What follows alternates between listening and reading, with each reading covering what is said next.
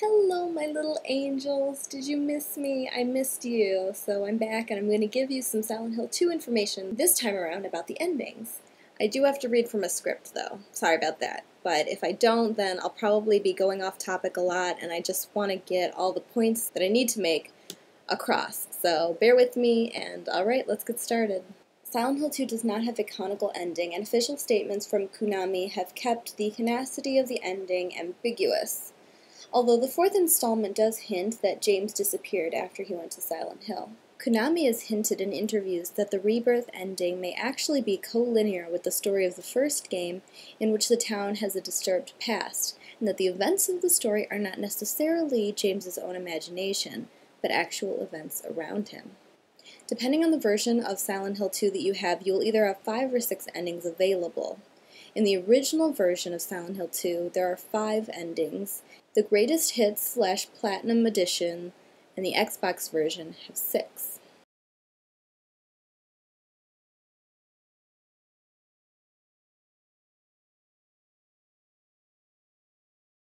James confronts Maria and tells her that he doesn't need her anymore.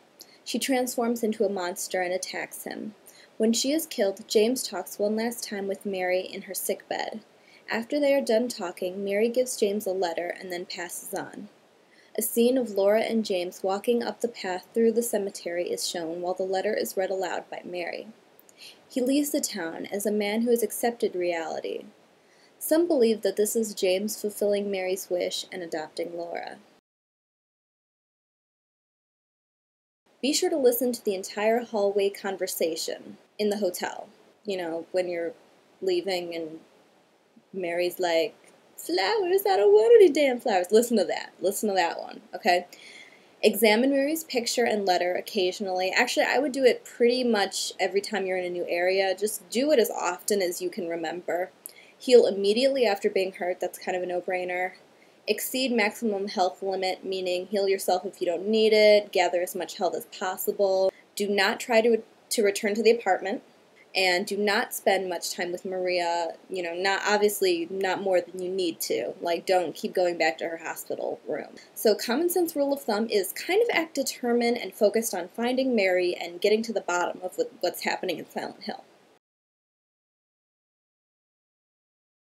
Do you think this is the happiest ending? Why or why not? Does this seem like an ending that would most likely be true, or do you think that this is the ending that is the most unrealistic, based on James's past behaviors?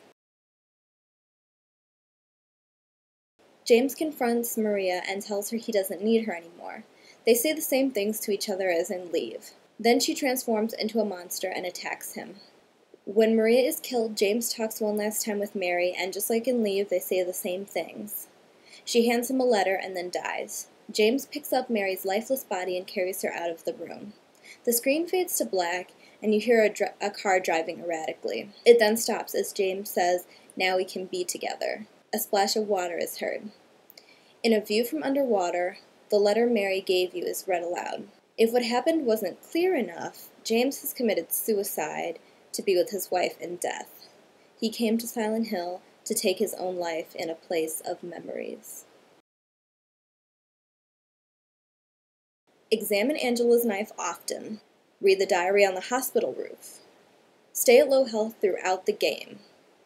Listen to the entire hallway conversation. Listen to the headphones in the reading room after watching the tape. Read the second message to James in Neely's bar, and do not heal right after taking damage. Common sense rule of thumb, behave as if you're not very enthusiastic about staying alive. As promised in the last video, in the Monsters of the Silent Hill 2 series, I will tell you that this is actually the very first ending I ever received, and I shall explain why. I never looked up beforehand what the endings were and how to get them, so this really was a surprise to me. But because this was my first playthrough, I was very curious about everything, including examining Angela's knife and Mary's picture. And of course I wanted to read everything, like the diary on the hospital roof and Mary's letter. I was very interested in exploring everything, so I went back to Neely's bar to see the second message. I listened to the entire conversation in the hallway, and I heard the headphone recording. And because I was playing on easy the first time around, I would get hit, and I did not realize that I needed to heal right away, or at all, really, because I assumed after I had gotten hit so many times that I would have died at that point, so I figured maybe this easy level was some new thing where you just never died. I thought it was that easy. Anyway, so it makes sense that I would have gotten that ending based on my actions, but when I got it, I was really quite saddened, as I felt like this was the most depressing of all endings, and basically like a glorified game over. Do you agree that this is the most depressing ending? If not, why not? And which ending do you feel deserves the title of the most depressing ending?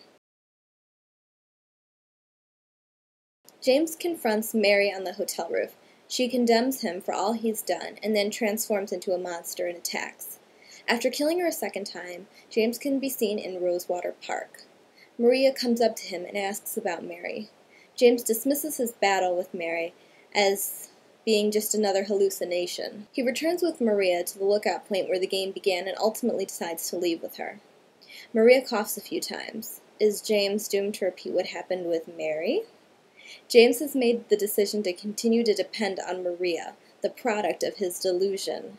It is important to take note that they are leaving the town from the observation deck that is the starting point of the story. Could this suggest that nothing has been resolved at all? In the end, James is a man who has murdered his wife a second time and continues to live immersed in a delusion. Try to return to Maria's jail cell after James finds her dead.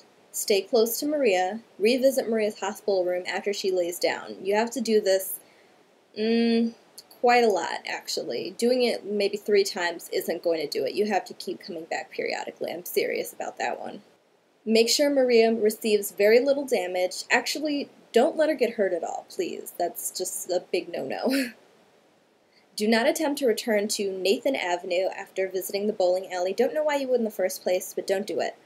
Do not examine Mary's picture and letter at all. Don't even look at it once. Spend a lot of time with Maria, and do not bump into Maria a lot. Also, do not run with Maria at all. Please, just don't do that. Okay, great. Common sense rule of thumb is to behave as if you really enjoy Maria's company. Do you think this ending is frustrating? Does this ending seem true to life because many people refuse to learn from the past? How do you feel about Maria in general?